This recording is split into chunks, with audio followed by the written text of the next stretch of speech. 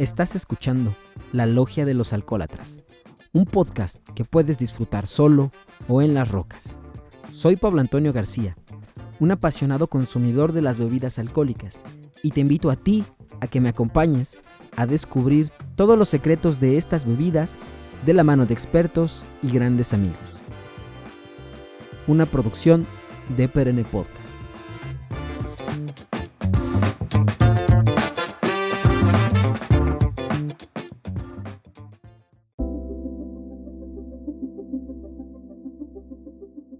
Hola, ¿qué tal? Bienvenidos y bienvenidas a un episodio más de La Logia de los Alcohólatras. Lo recibe con mucho gusto su anfitrión Pablo Antonio García, y en esta sesión tenemos un invitado muy especial. Tenemos a la distancia a el querido Johan Valderrábano, al cual le agradezco mucho que esté aquí con nosotros. ¿Cómo estás, Johan? Genial. ¿Tú qué tal, Pablo? Gusto estar contigo aquí en tu podcast. No, hombre, el gusto es mío. Para los que no conozcan a Johan Valderrábano, él es una autoridad en el tema de vinos en México. Es egresado de la Superior de Gastronomía, tiene bastante experiencia trabajando en la restauración. Desde muy joven se desarrolló en las salas del Hotel Presidente como sommelier. Innovó bastante ahí, abrió cosas increíbles, trabajó con el legendario Pedro Poncelis. Él ha desarrollado una serie de cimientos para que jóvenes como yo pudiéramos crecer más fácilmente en este ámbito del vino, trayendo certificaciones importantes a México como los cursos de la Corte de Master Sommelier hasta el nivel Certified, varias Masterclass, algunos festivales e incluso como embajador de vinos de Loire ha hecho cosas interesantes.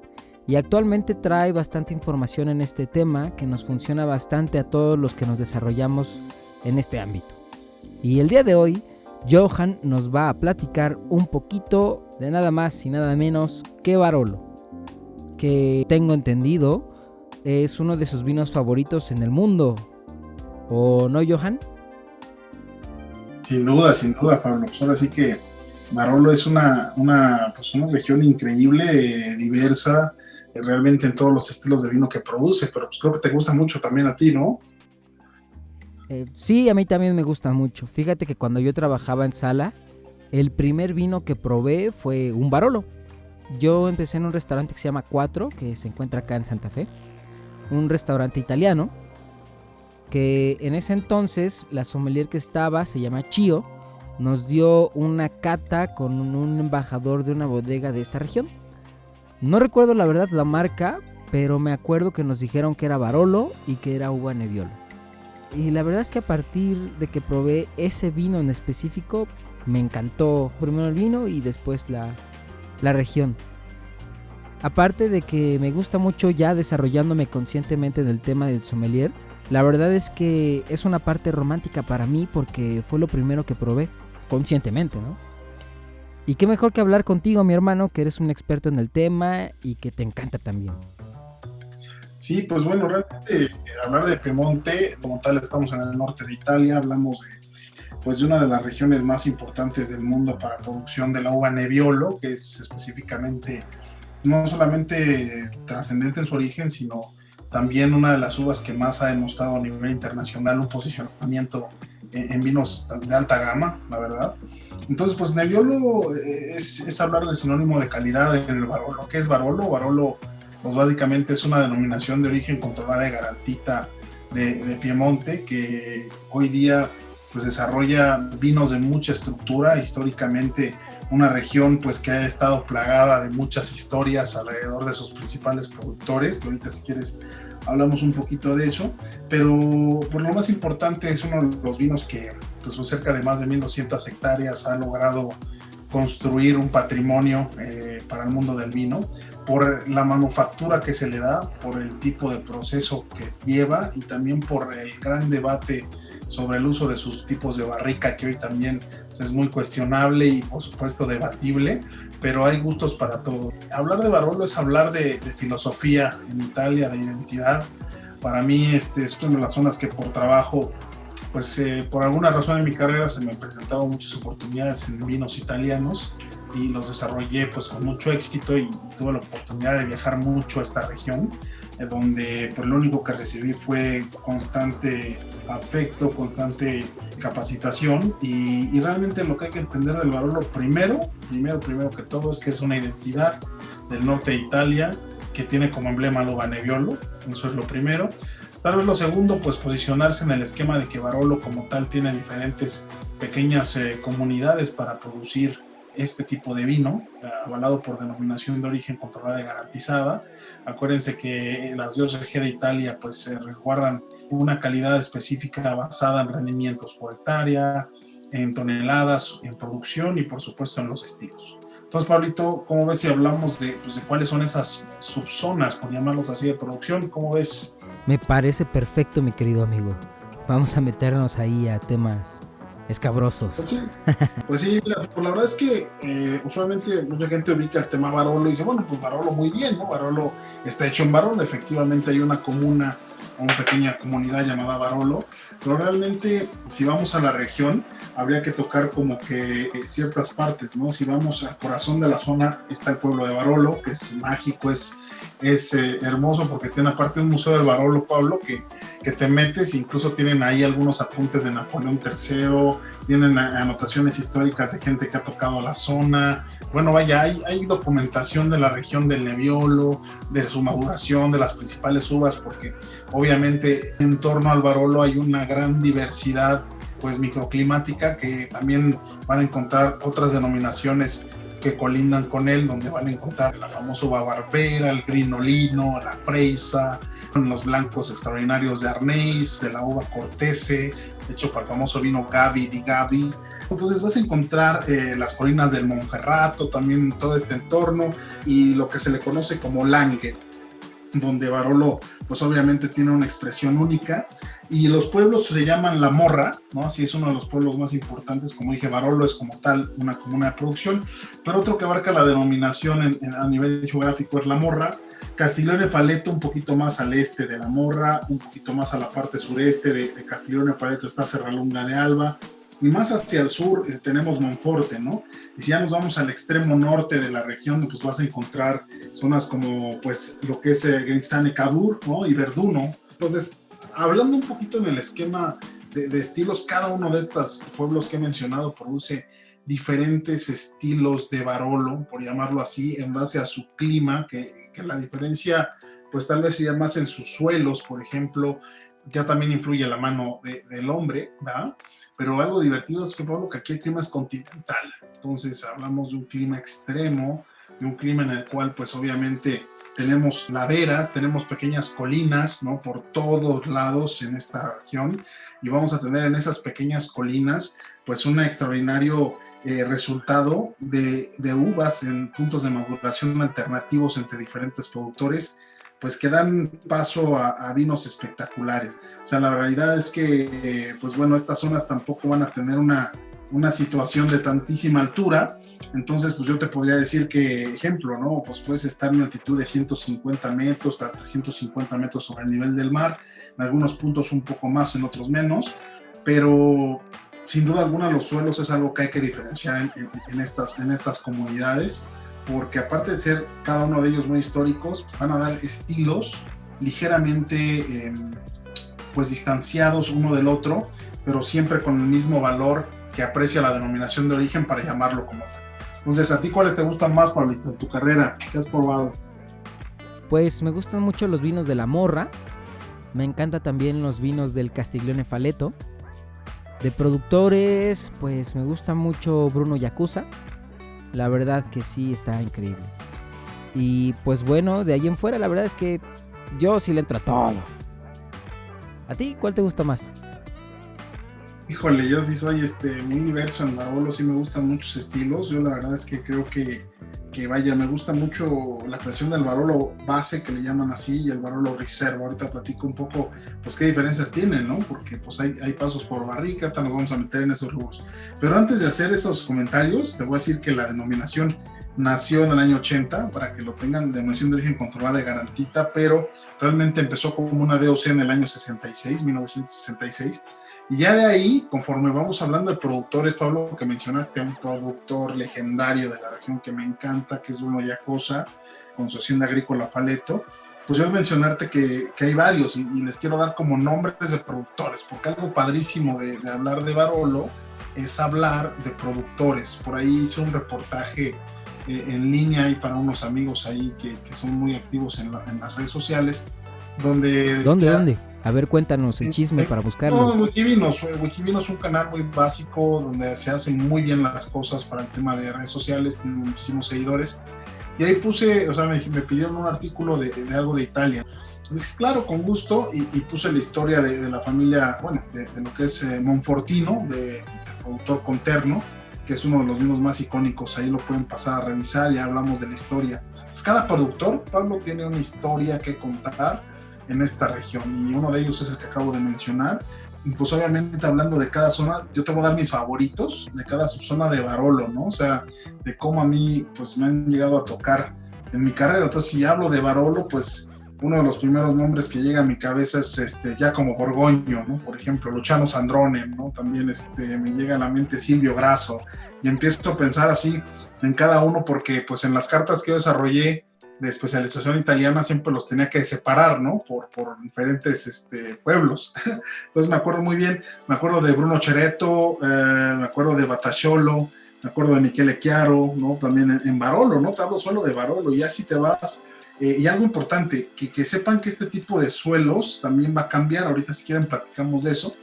Pero Castiglione Faleto, pues me encanta un productor que se llama Cavalotto. Vietti, por ejemplo, me fascina, es un productor increíble que está en México. Masolino, que también ya está entrando aquí a México. Odero, que recientemente veo que lo están importando ya también.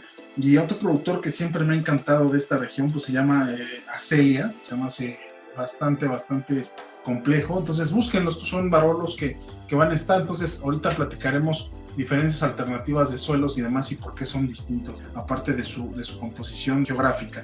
O sea, en Monforte de Alba, pues hay que probar evidentemente a Domenico Clerico, a Elio Grasso, y a un grandísimo que es Giuseppe Mascarello, ¿no? Y por supuesto a Aldo Conterno, ¿no? Armando Paruso, por ejemplo, también Pira, otra bodega extraordinaria. Y ahí en Serralunga, pues tú ya mencionaste uno de los más grandes, que es Bruno Giacosa. Aquí, por ejemplo, en Serralunga está un productor muy grande, pues bueno, a ver, grande en tipología de historia y también en territorio, pero Fontana Freda, por ejemplo, es uno que hay que destacar. Luigi Baudana, también en Serralunga, y pues ahí tendrás un cúmulo de productores, un ejemplo de alguno de los nombres principales, ¿no? Sin demeritar a ninguno, pero pues vaya, y hay mucha información de ellos por zona. ¿Cómo ves, Pablito? Tienes razón. Hablar de Barolo es hablar no solamente del suelo o el clima, sino más a fondo. Siempre va a haber esta parte de producción humana que te va a marcar varias diferencias, a pesar de que efectivamente las denominaciones de origen muchas veces te hacen seguir una cierta reglamentación para que no te salgas de ahí, pero estas casas históricamente han hecho cosas importantes. Ok, pues claro, yo creo que, a ver, algo que tiene que tener la gente que va probando Barolo es que durante la historia, pues antiguamente, al hablar de este esquema, ¿no? Hablamos de las técnicas del 1900, eran vinos pues completamente de una maduración más tardía. Hablábamos de que el Nebbiolo tiene básicamente una de las uvas de mayor poder y estructura, alto tanino y gran longevidad para vivir después de ser fermentada y puesta en botella. Entonces en la historia, Pablo, se hacían grandes extracciones de esta uva en el tema de maceración, y habían pues ahora sí que fermentaciones pues ciertamente largas, extrayendo potencia y incontables temas de añejamiento en el esquema de que el vino podría estar listo entre 10, 20, 30 años para poderlo tomar realmente y que no te arrancara la boca con esa potencia tremenda que tenía. Y se utilizaba siempre el famoso bote grande, ¿no? El famoso Slavonian Oak, que le llaman los americanos, y se le llama Slavonian en general. Este tipo de roble de Slavonian es neutral, es básicamente un roble muy diferente al francés llamado Barrique, que puede tener ahí dimensiones cercanas a los 225 litros, pero a lo que vamos con el esquema es que precisamente pues Barolo no resurgía. Entonces lo que lo tuvieron que apretar es cambiar un poco la filosofía. Entonces en un poquito, pues hablamos de los 80s, los 90s y ya para adelante, pues empezó a tener una transformación con productores, incluso hasta películas les hicieron, porque pues la generación antigua que hacía el Barolo, como lo acabo de comentar, para abrirlo en 10, 20, 30 años, dijo, bueno, pues es que esto no nos da para tener comercialización, no tenemos fama. Y pues recurrieron a que los modernistas, que en aquel momento se les llamaban ese esquema, los productores modernos, te hablo como Elio Altare, Mauro Beglio, Renato Corino, entre muchos otros, pues empezaron a decir, bueno, pues es que ¿por qué la gente de otros lugares del mundo pues les va de maravilla, tienen grandes ingresos y nosotros no podemos y nuestros vinos son increíbles? Entonces, realmente ¿cómo te lo digo? Yo por eso digo, la DOCG fue marcada en los 80s, pero también denotó un cambio importante en la filosofía de trabajo con la generación pasada de aquellos personajes que menciono y la nueva. Entonces decidieron hacerlo al revés, modificar un poco también el esquema de maduración en el Nebbiolo, tener fermentaciones en tanques de acero inoxidable, que era pues, obviamente la tecnología controlada con temperatura de la época. Después tener maceraciones mucho más cortas, ¿no? Para no extraer demasiado, sino que los vinos pudieran tomarse más pronto. Y por sobre todo, uno de los grandes debates fue la introducción de la barrica francesa, Pablito, en este punto. Entonces, no sé si tú viste una película que se llama Barolo Boys, o te suena. Sí, claro, está buenísima. Esa película pues te habla de ese debate de la vieja escuela contra la nueva escuela en aquel entonces, y pues un puñado de productores que olvidaron un poquito pues la usanza de sus propios padres o sus abuelos, y hasta causó una fractura familiar en algunos de los productores, tanto así del amor por el vino y de la seriedad con lo que lo toman los italianos. Entonces pues se utiliza barrica francesa y así empezaron a tener un grandísimo éxito. Nombres en la historia que sin duda Barolo no hubiese tenido esta imagen, pues obviamente es Elio Altare, es uno de esos nombres que hay que sacar. Angelo Gaya, esos son los nombres que hay que resaltar. Y entre ellos, pues bueno, empezaron a notar que el mercado en los Estados Unidos se volvió loco con el esquema de la calidad que estaban probando con la barrica francesa. Había potencia, había estructura, había elegancia, y podían tomarlo en rendimientos de tiempo no tan largos, no tan considerablemente largos. Y esto pues captó un nuevo mercado y el Barolo se hizo el nombre que hoy día tiene, y realmente se dio a conocer al mundo como uno de los vinos de mayor clase y al día que hay hoy. Hoy día muchos de los productores pues juegan con dos tipos de barrica que le llaman bote grande y bote pequeño, que básicamente es la barrica Slavonian y el pequeño roble francés de 225 litros el barrica, pero realmente es una combinación de ambas barricas al día de hoy. Y yo creo que eso es lo que los ha hecho hoy día, pues un poquito guardar la tradición y la modernidad. Productores propiamente como Aldo Conterlo en Monforte lo hacen muy bien de esta forma, y no son los únicos, ¿no? Vas a encontrar a Orlando Paruso, productores como Vietti. Entonces, pues va a haber de todo estilo, Pablo, pero en esta época que fue complicada para definir el rumbo del Barolo, pues encontramos personajes que realmente en La Morra, por ejemplo, Roberto Guercio, desarrolló uno de los vinos más impresionantes con sus vinos llamados vinos con mención ayuntiva geográfica. Entonces, algo que también trascendió en el tema del Barolo es la imposición de cruz a partir del año 2010. Cruz es una palabra usada mucho en el esquema de Bordeaux, ¿verdad? Y de Borgoña, pero aquí pues le llaman mención geográfica ayuntiva, ¿no? Entonces, son designaciones geográficas que son como cruz, que en el año 2010 la DOCG como regulatorio los autorizó, y te das cuenta que pueden aparecer en las botellas seguidas del nombre del productor, ¿no? Y pues los nombres son muy variables. Por ejemplo, puedes poner ahí algún cru específico en la etiqueta, entonces te dice Barolo y te aparece el nombre de la parcela específico. Bueno, vaya, eso determina un nivel de calidad obviamente importante, porque ya mencionar el término cru en la etiqueta pues ya tiene un distintivo no solo para el productor, sino para el consumidor. Entonces, pues un ejemplo, o sea, si tú vas a La Morra, ¿no? Y dices, bueno, pues aquí estoy viendo algún vino, ves un productor y aparece en la etiqueta el nombre, y dices, bueno, pero ¿qué tiene de diferente? Pues es que te va a decir, no, pues ¿sabes qué? Este productor se llama Chabot Berton, que de hecho llegaba a México hace varios años con un queridísimo amigo francés, y como tal, mención ayuntiva se llama Roggieri, y aparece en la etiqueta. Entonces, oye, pues, eso significa un vino cru. Entonces, mucha gente no los ubica, aparte que los precios son más altos. Y también a veces las etiquetas de Barolo pueden mencionar los temas como viña. Entonces, el término viña siempre se agrega a esquemas que son pues de un single vineyard, como llaman los americanos, 100% de un solo viñedo, y específicamente incluso afecta al rendimiento, porque legalmente los vinos que tienen el término viña como tal, pues tienen que tener un rendimiento por hectárea incluso un poquito más bajo que la media normal, ¿eh?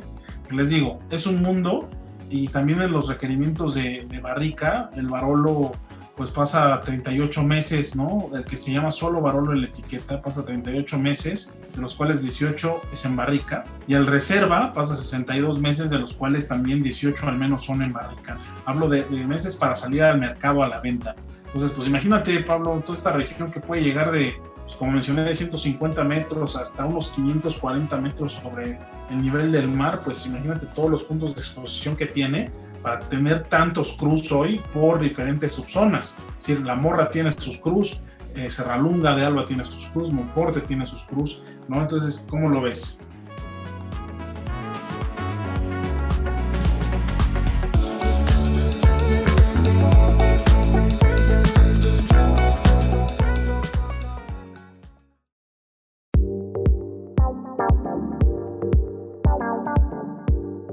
¿Conoces Fecunda? Fecunda es una plataforma en internet que da un espacio a personas y sus proyectos o sus pequeñas empresas para que los clientes los contacten. Fecunda solamente reúne a personas que son brillantes, inspiradoras, productivas, personas que proponen y que generan riqueza para la gente que trabaja con ellos y para sus comunidades. Conócela. fecunda.com.mx.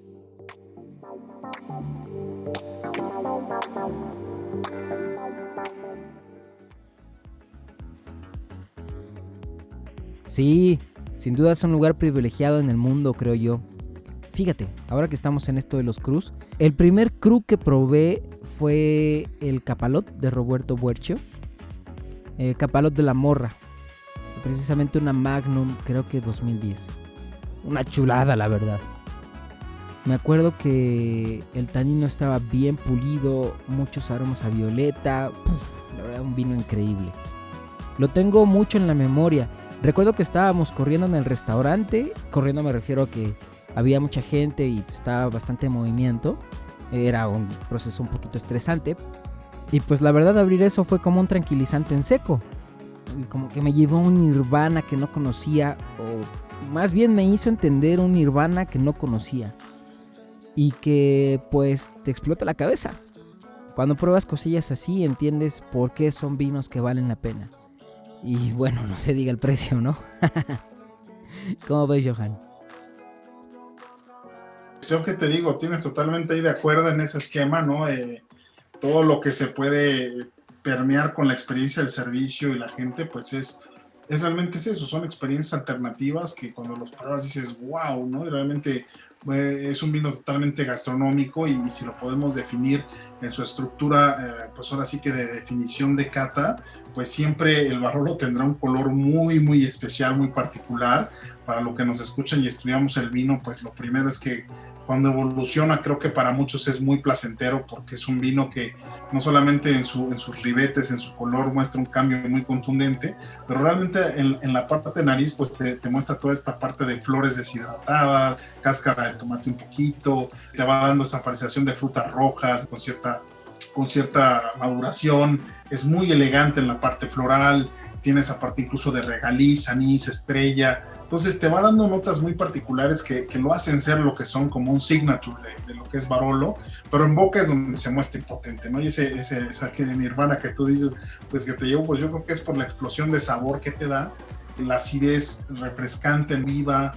También tiene un tanino, pues básicamente muy potente, entonces hay que dejarlo afinar un poquito en botella, pero repito, muchos productores hoy trabajan en eso para que las nuevas generaciones puedan entrarle al Barolo sin miedo, porque es un vino seco.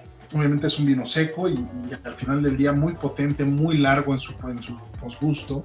Y también hablamos que retronasalmente es un espectáculo que puede tener algunas hierbas incluidas, la menta, el eucalipto, el romero, y depende también del uso del roble que se le dé. Entonces va a haber productores, repito, clásicos que no usan barrica francesa, que hasta el día de hoy se mantienen en esa línea y son muy respetados hasta el día de hoy. Por ejemplo, pues, un poquito lo que es el esquema de Mascarello, incluso Monfortino de los de Conterno y otros más, pero en los modernos, pues seguro tú probaste el Altare con el famoso Cru Arborina en la morra, que es un 360 pura barrica francesa, potente, ¿no? Igual que Guercio que mencionas, pero pues así, yo creo que, pues a ver, es un experimento, prueba y error, ver qué te agrada. No crean que todos los vinos de Barolo son extremadamente llenos de color y potentes totalmente. Depende mucho la mano de viticultura, la mano de elaboración enológica y la filosofía del productor, definitivamente, en los cambios que hay. Pero lo que sí es que el regulatorio pues tiene sus líneas para producirlo, mi Pablito. Y con la comida, ¿qué tal, Pablo? ¿Qué recomendamos con Barolos? Pues tú eres el bueno, mi hermano. Es que bueno, a ver, hay que mencionar que Johan trabajó bastante en restaurantes italianos con vino italiano. Entonces, tú dinos, mi querido amigo, tú eres el bueno, mi hermano. Oh, pues bueno, a ver, tú en Puyol, restauranzazo aparte, estuviste muchísimos años ahí también. Y hay cosas bien divertidas fuera de lo que es la cocina italiana. Yo creo que los vinos de la estructura que tienen al tanino siempre van con elementos como braseados, estofados, elementos con grasa. La acidez que tiene usualmente el Barolo no es baja, es una acidez alta, y específicamente del punto de añada en el que se prueba, porque si hay evolución, pues claro que eso cambia o afecta el maridaje que vamos a sugerir, porque la composición estructural del vino cambia. Pero en su generalidad, la verdad es que me encanta con los puntos que digo. A mí me gustaba mucho el Barolo, pues obviamente un clásico acompañante es la trufa negra y la trufa blanca. Entonces realmente la trufa umbra negra o la trufa de Piemonte blanca en temporadas ya prácticamente de cierre de año, pues son un espectáculo. Comerte un risotto con trufa blanca fresca o un tagliolini ligado con parmigiano reggiano madurado, con trufa blanca fresca totalmente, digo, quitando el famoso aceite de trufa porque es solamente para reforzar más notas de trufa, pues la verdad, a mi punto de vista, echas a perder el esquema de lo que es. Entonces, mi punto de vista es la trufa fresca por sí misma no debiera tener ningún resalte más que lo que es, ¿no? La elegancia de su aroma. Y es fenomenal. Y también de ahí, pues, partes con platillos. Por ejemplo, a mí me gustaba el Barolo con preparaciones de otros lados también. Por ejemplo, papardelle, que es una pasta larga con jabalí, con ragú de jabalí salteado. Se me hace fenomenal, con carnes de caza, con quesos semimadurados. Estupendo, ¿no? Y obviamente, pues, algo más sencillo, los cortes de carne con marmoleo, obviamente con grasa. Repito, el tanino siempre va a llevar a una interacción interesante con el medio graso. Y más que limpiar, yo creo la acidez va a tener una clara unificación en la textura, en boca, porque hay untuosidad ligada a estos puntos. La salivación que produce la acidez en boca produce un nivel de textura importante al comer. Entonces, pues vale la pena, Pablito. ¿Cómo ves? Se antoja, ¿no? No me digas, mi hermano, la verdad es que sí se antoja bastante. A mí me gusta mucho el Barolo con la trufa blanca, que puff. Yo comía un tagliatelle con esta trufa. Frecuentaba mucho un restaurante italiano donde me comía un pulpo a las brasas, el tagliatelle con trufa blanca, una copa de champán y un Barolo, una copa de Barolo. Y la verdad, una locura, ¿no? Sí. Oye, cuéntanos, ¿cómo ha sido el desarrollo de esta uva en México? ¿La aceptan bien o no? Particularmente en los restaurantes. Sin duda. Yo creo que lo que no aceptan bien es el precio, ¿no? Entonces, el tema es que, bueno, el Barolo, lamentablemente, el Barolo de calidad no es lo más económico, incluso en propio Italia no es un vino económico, son vinos de un nivel, pues, específico y culinario, pero cada vez más la gente, sin duda, lo ubica, lo aprecia y lo pone para sus principales puntos de degustación. Yo creo que ha sido gradual, ¿no? El nicho del vino italiano en México es complejo, es un nicho pequeño, Pablo, es un nicho que está segmentado por cierto nivel gastronómico para encontrar este tipo de vinos, pero cada vez más, la verdad, en las tiendas de cierto nivel, por ejemplo, tiendas departamentales que hoy están haciendo cambios importantísimos, ¿no? En sus tipos de compra para la venta a sus clientes. Te doy ejemplos como Liverpool, que te metes y ya ves unas cavas impresionantes, te lo digo de verdad, des una vuelta porque ya ha cambiado muchísimo el esquema del vino en México y vas a encontrar Barolos y grandes vinos del mundo que dices, ¿qué onda? ¿No? Incluso mejor que varios restaurantes de todo Polanco.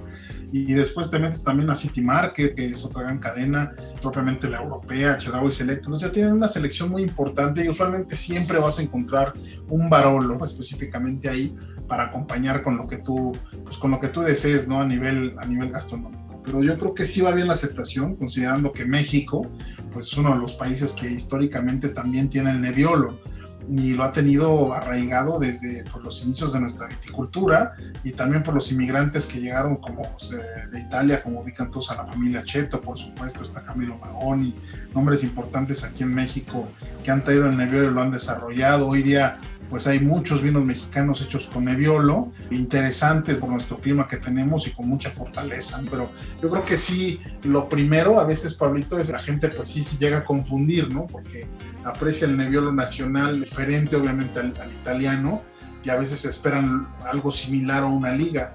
La realidad es que a veces sí hay cambios muy contundentes. Yo los invitaría, y eso es un consejo pues, personal más que profesional de charla, siempre le digo a mis clientes que sí, ¿verdad? Prueben lo que queda. México está haciendo cosas fenomenales y el mundo también, porque el Nebbiolo no nada más está aquí en México, también está en otros lados del mundo, pero que prueben el origen. Probar el origen nos ayuda mucho a establecer un parámetro, ¿no? De lo clásico.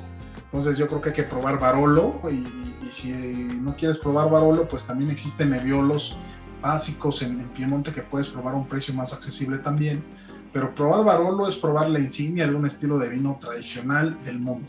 Yo creo que eso es lo mejor. Y ya tiene sus acentuaciones, como las que hablamos. Que si el productor usa barrica con bote grande Slavonian, que si el productor usa barrica pequeña francesa, que las maceraciones como las... Eso es un tema más profesional.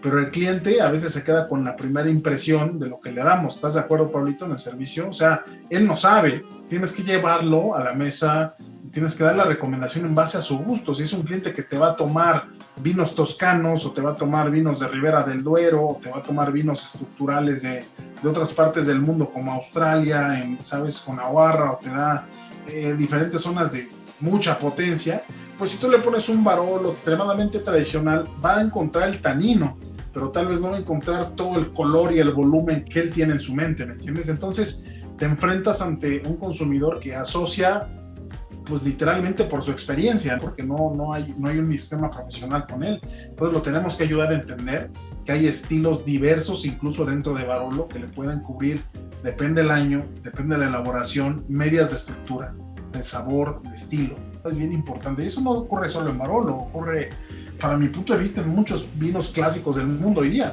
Hablando no solo de Italia, hablando de Amarón en el Véneto, hablando de los vinos hoy día, pues biodinámicos, naturales y tal, y de muchas cosas que puedes asociar a este mismo punto.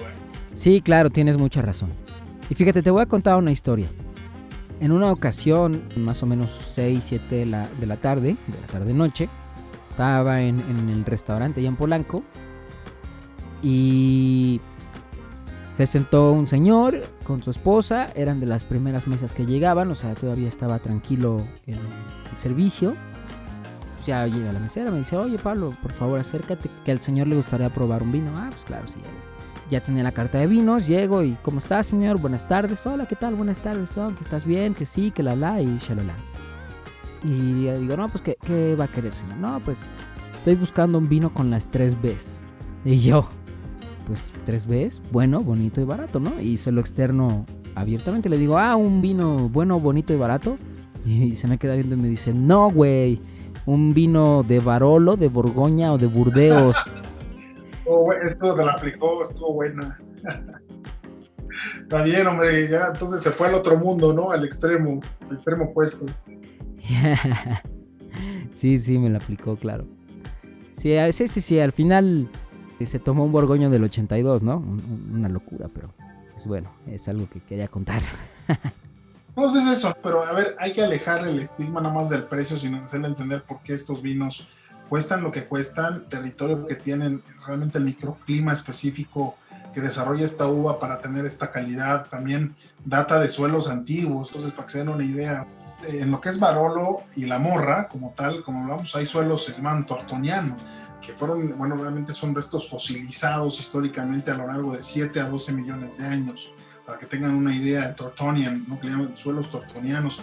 Y después te vas un poquito a Monforte de Alba, Serralunga de Alba, y te vas a encontrar un tipo de suelo llamado serravaliense.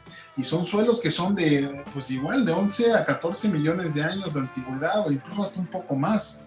Entonces empiezas a decir, bueno, pues estos suelos tan antiguos que tienen, pues tienen pobreza en todo sentido, que a los suelos pobres le ayudan a la vida a sacar una calidad impresionante en el tema de la vitis vinífera, en el tema del vino, para hacer uva, para fermentar vino. Entonces, también tenemos suelos, pues este tipo de suelos son ricos en marga calcárea. Y ya metiéndonos a temas, también hay otro tipo de suelos en la zona llamado Langey, porque es como Lange, las colinas de Lange, y puede tener hasta un poquito más de 16 millones de años de antigüedad. Entonces, ¿cómo ves, Pablo?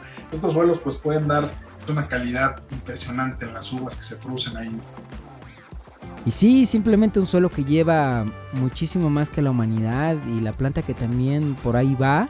Pues sí, históricamente tener suelos tan antiguos pues es digno de compartirlo. Y bueno, ahora cuéntanos cuál es tu combinación favorita de comida con el Barolo. Tuya. No, ¿qué recomiendas? La tuya.